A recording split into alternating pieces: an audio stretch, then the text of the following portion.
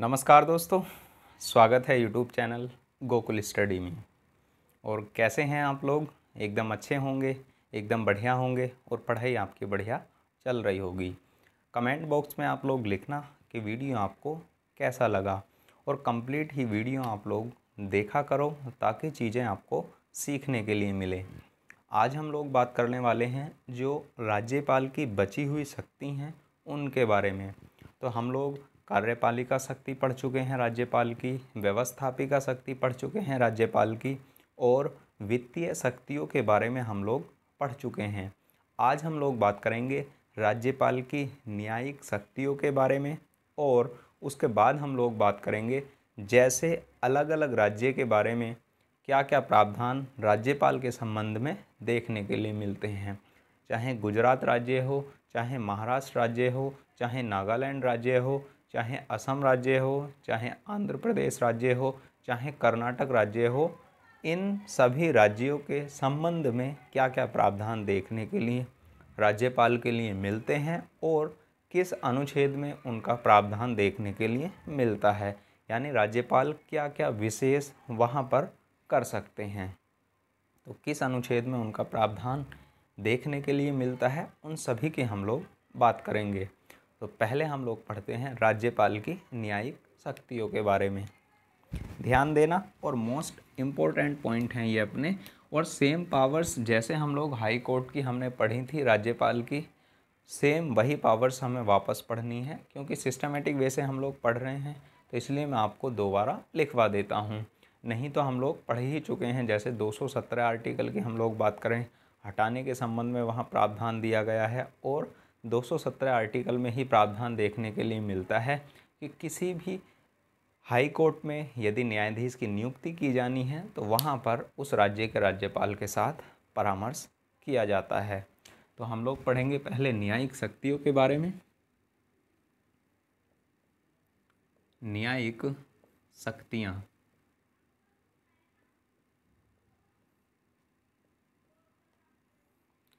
तो आर्टिकल 217 की 217 की हम लोग बात करें तो यहाँ क्या प्रावधान देखने के लिए मिलता है।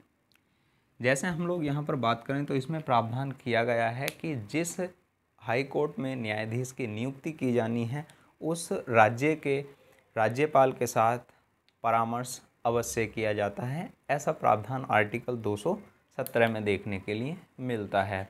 और किस प्रकार से न्यायाधीश को हटाया जाएगा वो हटाने के संबंध में हाई कोर्ट में हम लोग पढ़ते हैं, पर यहाँ गवर्नर्स की पावर हैं तो इसलिए हम लोग पढ़ेंगे यहाँ कि जिस भी राज्य के राज्यपाल हैं और वहाँ पर हाई कोर्ट है और उस हाई कोर्ट में न्यायाधीश की नियुक्ति होनी है तो वहाँ पर उस राज्य के राज्यपाल के साथ परामर्श किया जाएगा नियुक्ति करते समय। और उसके बाद हम लोग यहाँ पर बात करते हैं 219 आर्टिकल में क्या प्रावधान है।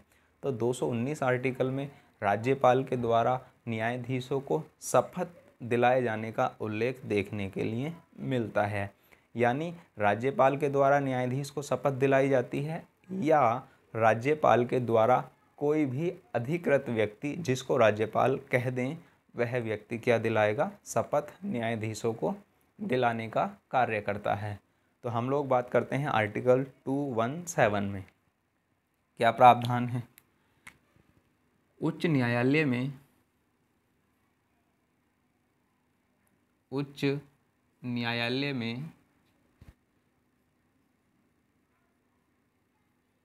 न्यायाधीशों की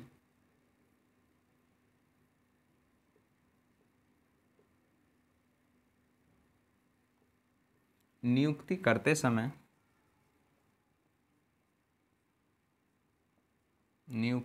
समय संबंधित राज्य के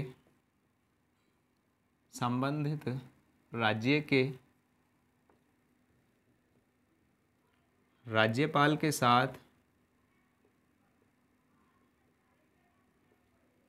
साथ परामर्श किया जाता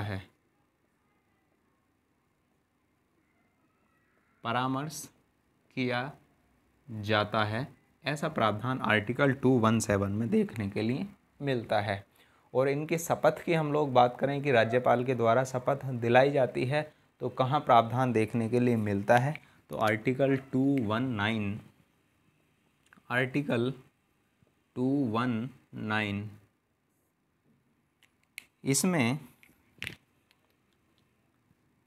इसमें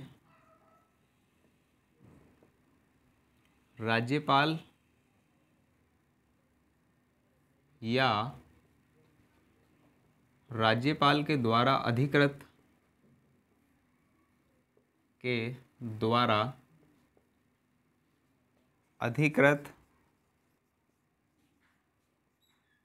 व्यक्ति न्यायाधीशों को शपथ दिलाने का कार्य करते हैं। न्यायाधीशों को शपथ दिलाने का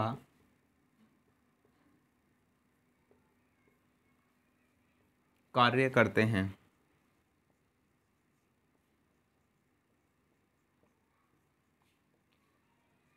यानी आर्टिकल 219 में प्रावधान देखने के लिए मिलता है न्यायाधीशों को जो शपथ है या तो राज्यपाल के द्वारा या फिर राज्यपाल के द्वारा अधिकृत कोई भी व्यक्ति हो उसके द्वारा इनको शपथ दिलाई जाती है।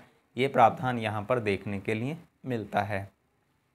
और यहाँ पर राज्यपाल की और शक्ति की हम लोग बात करें तो आर्टिकल 233 यानी आर्टिकल 233 में प्रावधान किया गया है कि राज्यपाल के साथ उच्च न्यायालय के मुख्य न्यायाधीश परामर्श करके जिला न्यायाधीशों की नियुक्ति करते हैं।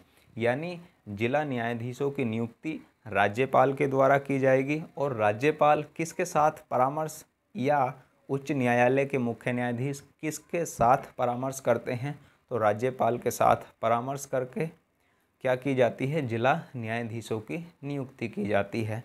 तो आर्टिकल 233 यानी 233 में प्रावधान देखने के लिए मिलता है। आर्टिकल 233 क्या प्रावधान यहाँ पर किया गया है, राज्यपाल उच्च न्यायालय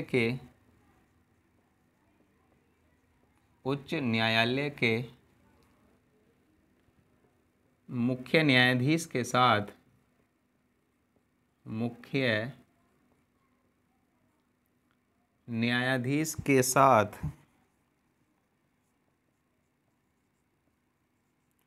परामर्श करके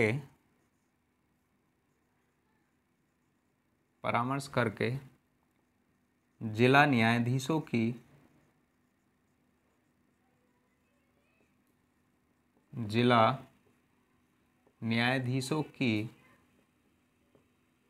नियुक्ति करते हैं। ऐसा प्रावधान कहाँ पर देखने के लिए मिलता है, आर्टिकल 233 में प्रावधान देखने के लिए मिलता है।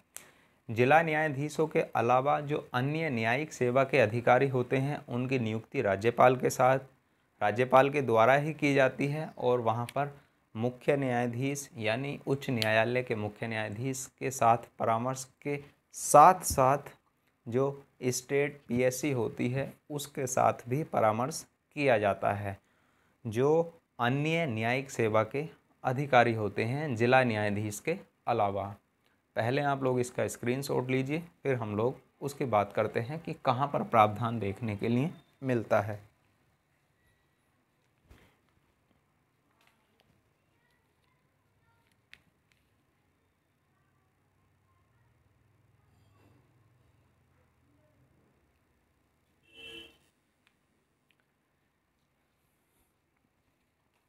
लिया होगा आपने स्क्रीनशॉट।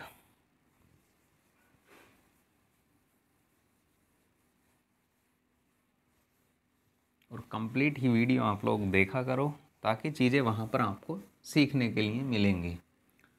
अब हम लोग बात करते हैं किसकी, कि जिला न्यायाधीशों के अलावा जो अन्य न्यायिक सेवा के अधिकारी होते हैं उनकी नियुक्ति का प्रावधान कहाँ पर देखने के लिए मिलता है।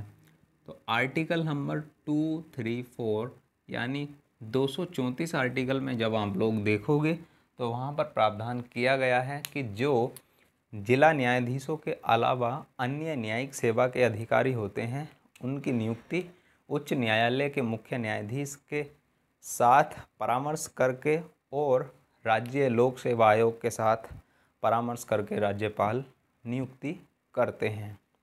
तो क्या प्रावधान यहाँ देखने के लिए मिलता है? इसके तहत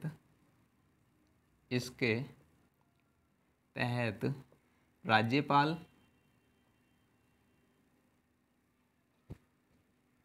उच्च न्यायालय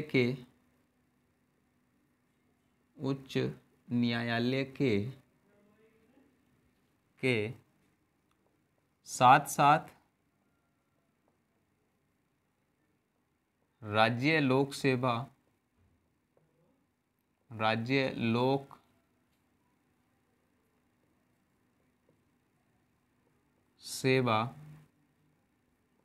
आयोग के साथ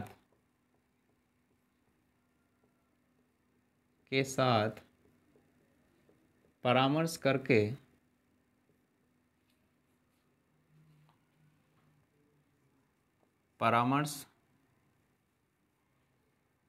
करके जिला न्यायाधीशों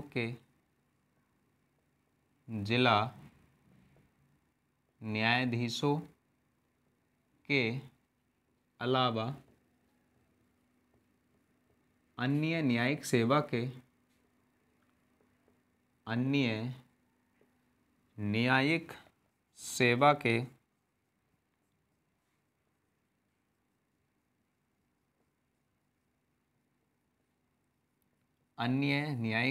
के अधिकारियों की नियुक्ति करते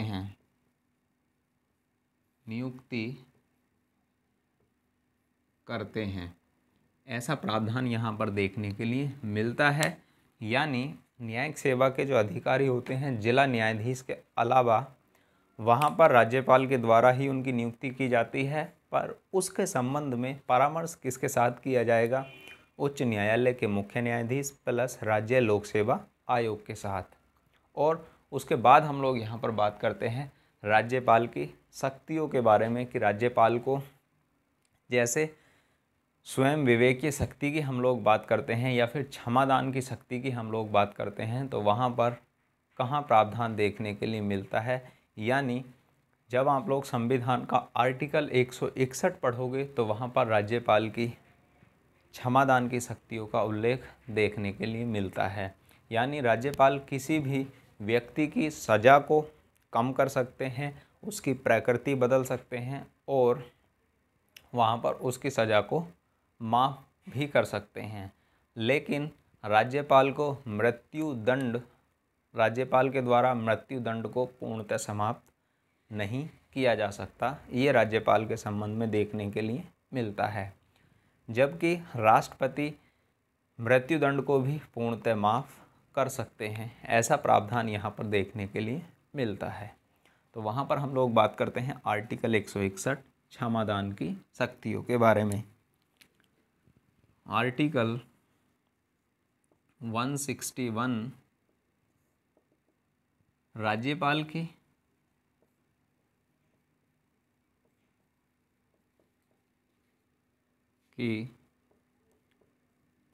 क्षमादान की शक्तियों का उल्लेख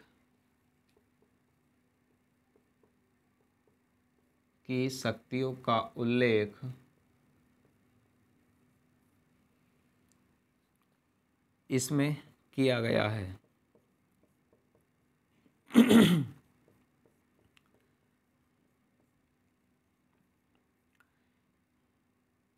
राज्यपाल की क्षमादान की शक्तियों का उल्लेख इसमें देखने के लिए मिलता है। कौन से आर्टिकल में? 161 में। तो क्या प्रावधान है?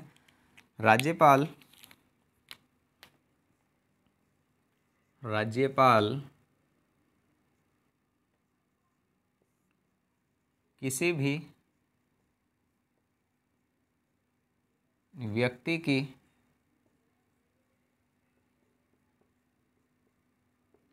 सजा को माफ़ कर सकते हैं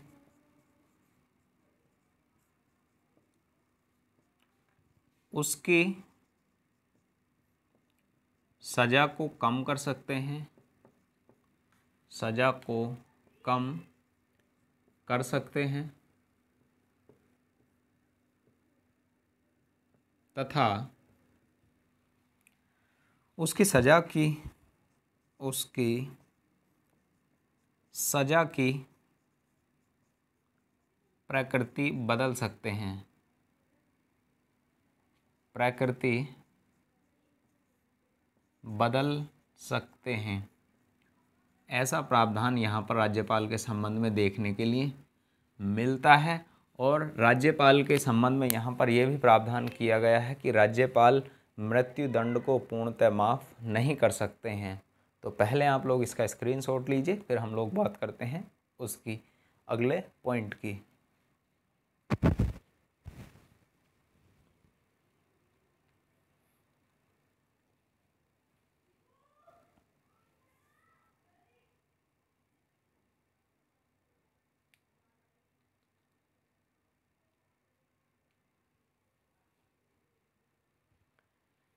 लिया होगा आपने स्क्रीनशॉट।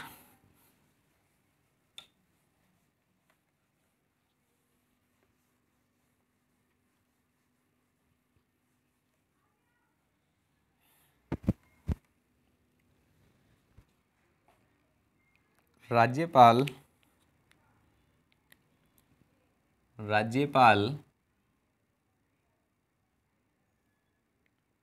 मृत्यु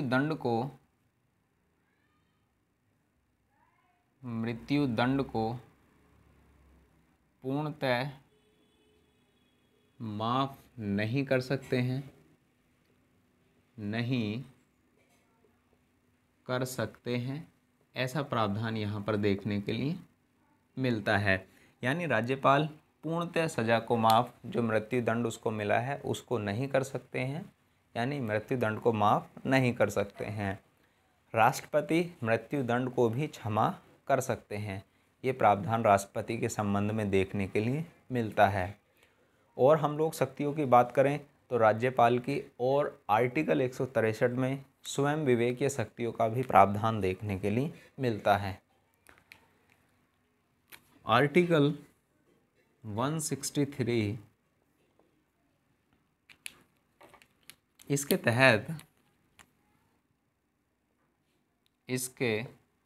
तहत राज्यपाल को स्वयं विवेकीय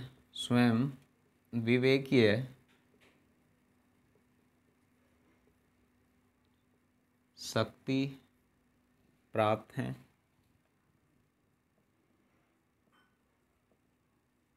यानी राज्यपाल किसके परामर्श से कार्य करता है? मंत्री परिषद के परामर्श से कार्य करता है। और मंत्री परिषद के परामर्श के अलावा भी वह कार्य करता है तो अपनी स्वयं विवेकीय शक्ति, जिसके माध्यम से अपनी पावर्स का प्रयोग करता है। कौन? राज्यपाल। तो उसका प्रावधान कहाँ पर देखने के लिए मिलता है? आर्टिकल 163 में। अब हम लोग बात करते हैं किसके संबंध में? अब हम लोग बात करते हैं जो विशेष राज्य हैं उनके बारे में राज्यपाल की क्या क्या शक्ति हैं, यानी किस आर्टिकल में कौन कौन से प्रावधान देखने के लिए मिलते हैं किस राज्य के लिए।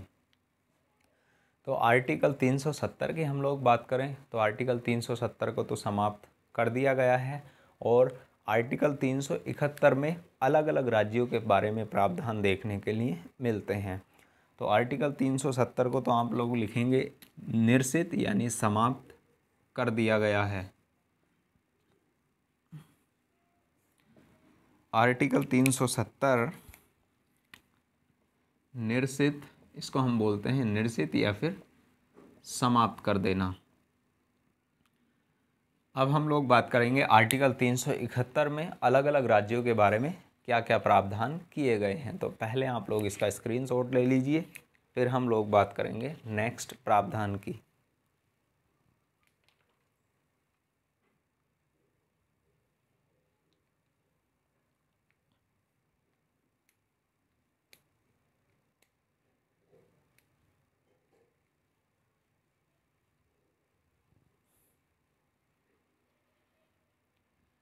लिया होगा आपने स्क्रीनशॉट।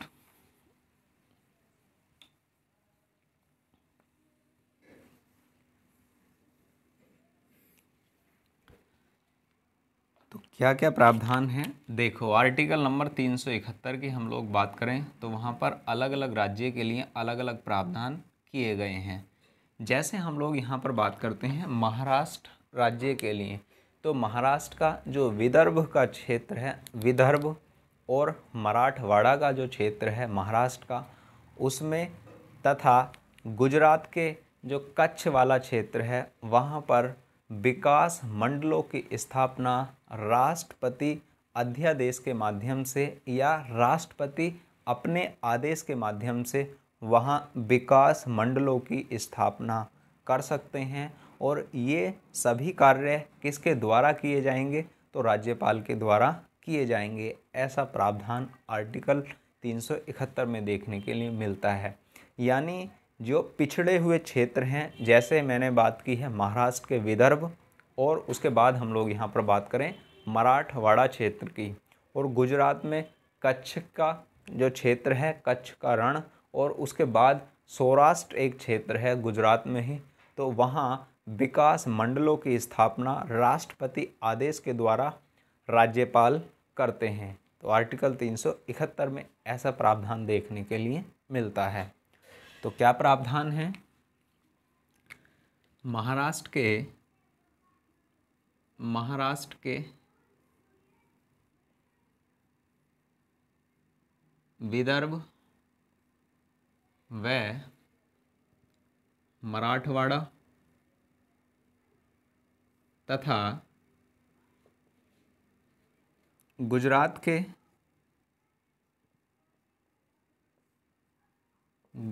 के कच्छ एवं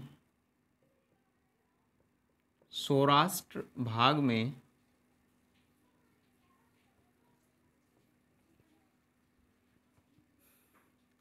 राष्ट्रपति आदेश द्वारा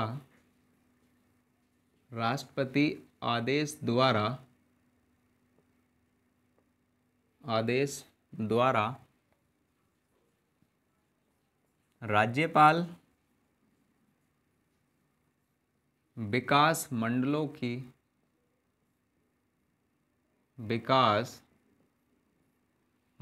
की स्थापना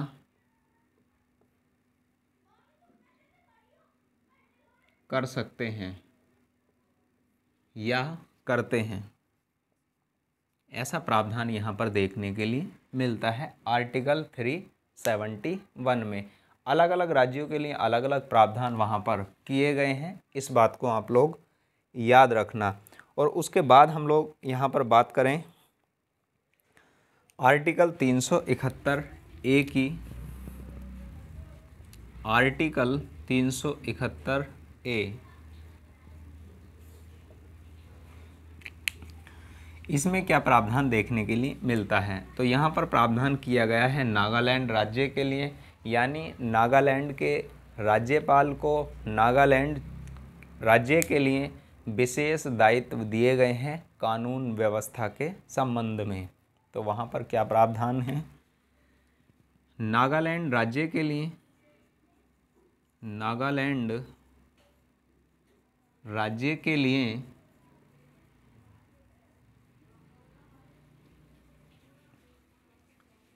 कानून व्यवस्था के संबंध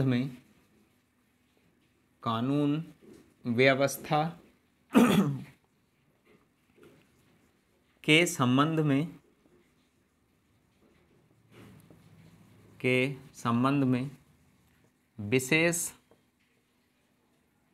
दायित्व दिए गए हैं।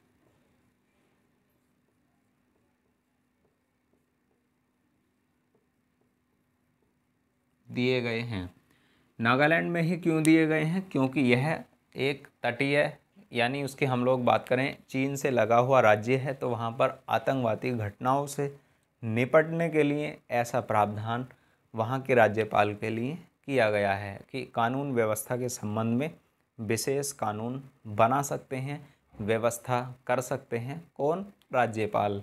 ऐसा प्रावधान यहाँ पर देखने के लिए मिलता है आर्टिकल 371 में।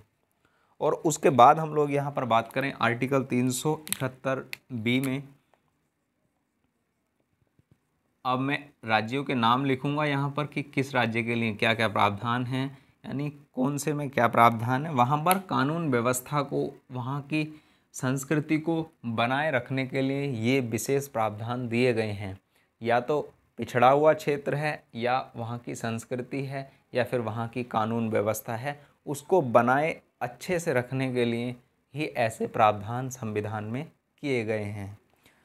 तो यहाँ पर कौन सा दिया गया है 371 में, किस राज्य के लिए हैं, तो असम राज्य के लिए प्रावधान दिया गया है। यहाँ पर असम राज्य के लिए प्रावधान किया गया है, प्रावधान किया गया है। और उसके बाद हम लोग बात करें आर्टिकल 371C के लिए। आर्टिकल 371C, तो वहाँ पर किस राज्य के लिए प्रावधान देखने के लिए मिलता है, तो मणिपुर राज्य के लिए प्रावधान किया गया है। मणिपुर राज्य के लिए प्रावधान किया गया है। और क्यों किया गया है ये मैं आपको कारण बता चुका हूँ। या तो संस्कृति है, या फिर वहाँ की कानून व्यवस्था है, और वहाँ में आतंकवादी घटनाओं को कम करने के लिए ऐसे प्रावधान किए गए हैं राज्यपाल के लिए। तो पहले आप लोग इसका स्क्रीनशॉट लीजिए, फिर हम लोग बात करते हैं अगले प्रावधान की।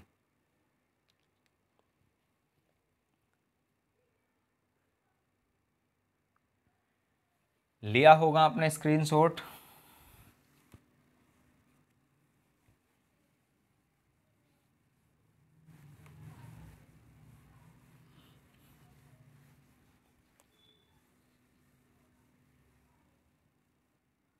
अब हम लोग आर्टिकल 371C तक पढ़ चुके हैं। आर्टिकल 371D में किस राज्य के लिए हैं, तो आंध्र प्रदेश राज्य के लिए प्रावधान देखने के लिए मिलता है। आंध्र प्रदेश, आंध्र प्रदेश। और आंध्र प्रदेश 371E में ही प्रावधान देखने के लिए मिलता है।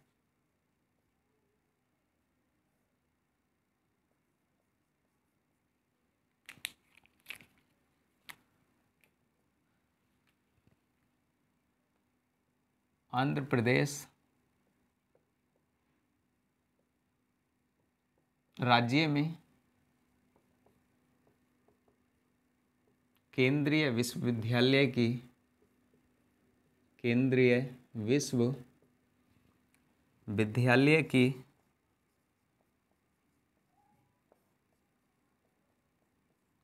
स्थापना का प्रावधान,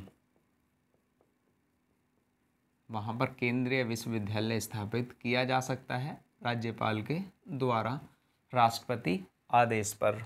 उसके बाद हम लोग यहाँ पर बात करते हैं आर्टिकल 371F की। आर्टिकल 371F, और किस राज्य के बारे में प्रावधान यहाँ देखने के लिए मिलता है, तो सिक्किम राज्य के लिए यहाँ प्रावधान देखने के लिए मिलता है। और सिक्किम को कब पूर्णतः राज्य बनाया गया है, किस संविधान संशोधन के द्वारा पूर्णतः राज्य बनाया गया था, 36वां संविधान संशोधन के माध्यम से पूर्णतः राज्य बना दिया गया था। यानी 35वें संविधान संशोधन 1975 के माध्यम से तो अधि या फिर सह राज्य के रूप में इसको ग्रहण किया गया था। और अब इसके बारे में विशेष प्रावधान 371F में प्रावधान देखने के लिए मिलता है सिक्किम राज्य के लिए। सिक्किम कब बना राज्य ये आप लोग पढ़ोगे जब राज्यों के संबंध में प्रावधान किए गए हैं। शुरुआत की जो वीडियो हैं वहाँ पर आपको देखने के लिए मिलेगा कि कब असम राज्य को बनाया गया और क्या क्या प्रावधान वहाँ असम राज्य के लिए देखने के लिए मिलते हैं। उसके बाद हम लोग यहाँ पर बात करते हैं आर्टिकल 371F के बाद 371G में क्या प्रावधान या किस राज्य के लिए प्रावधान देखने के लिए मिलता है 371G। और किस राज्य के लिए, तो वहाँ पर मिज़ोरम राज्य के लिए प्रावधान देखने के लिए मिलता है। मिज़ोरम राज्य। और वहाँ पर क्या प्रावधान है, मिज़ो संस्कृति को बनाए रखने के लिए, मिज़ो संस्कृति को बनाए रखने के लिए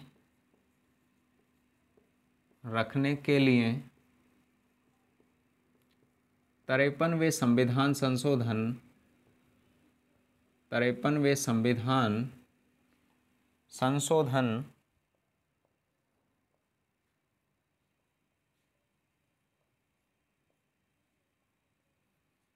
1985 के तहत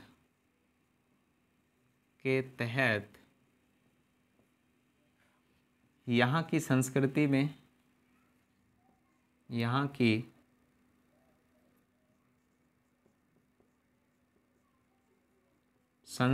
में कोई हस्तक्षेप नहीं किया जाएगा। कोई हस्तक्षेप नहीं किया जाएगा। यानी इस राज्य के लोगों को अपनी संस्कृति बनाए रखने का अधिकार पूर्णतः दिया गया है। कोई हस्तक्षेप नहीं किया जाएगा। ये प्रावधान यहाँ पर देखने के लिए मिलता है। आप लोग इसका स्क्रीनशॉट लीजिए, फिर हम लोग बात करते हैं अगले राज्य के संबंध में।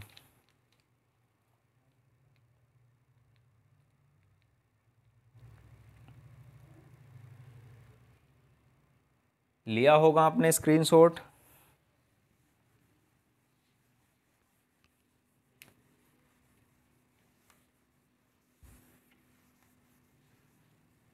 अगले की हम लोग यहाँ पर बात करें किसके संबंध में, जी के संबंध में हम लोग पढ़ चुके हैं। अब हम लोग पढ़ेंगे 371H। तो यहाँ पर क्या प्रावधान है, यहाँ पर किस राज्य के लिए, तो अरुणाचल प्रदेश के लिए, अरुणाचल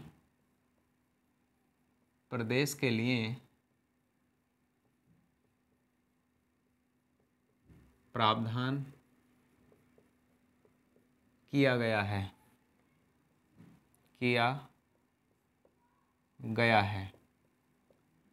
और एक बात थोड़ी सी रॉन्ग वहाँ पर मुझसे भूल गई है। तो जब हम लोग यहाँ पर बात करेंगे तो ये पूरा का पूरा हिस्सा किसका है, अरुणाचल प्रदेश का है।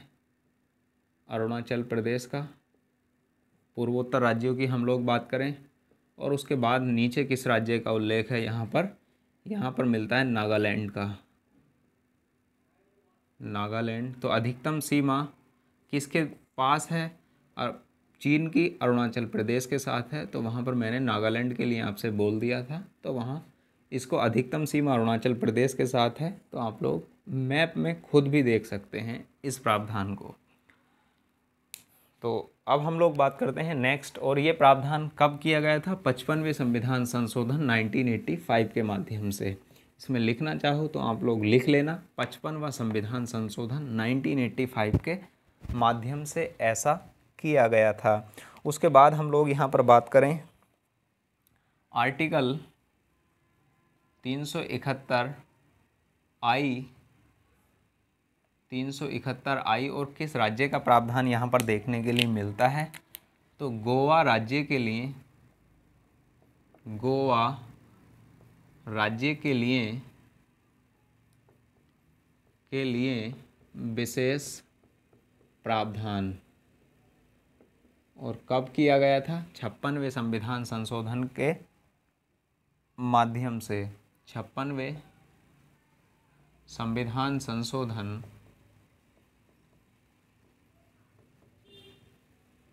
1987 के माध्यम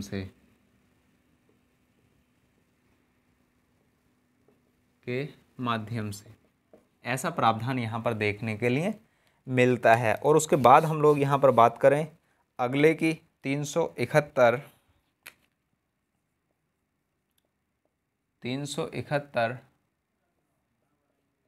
जे।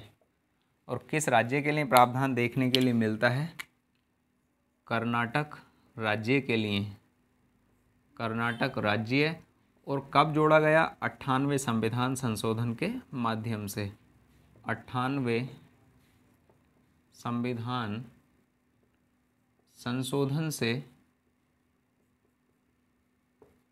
प्रावधान किया गया।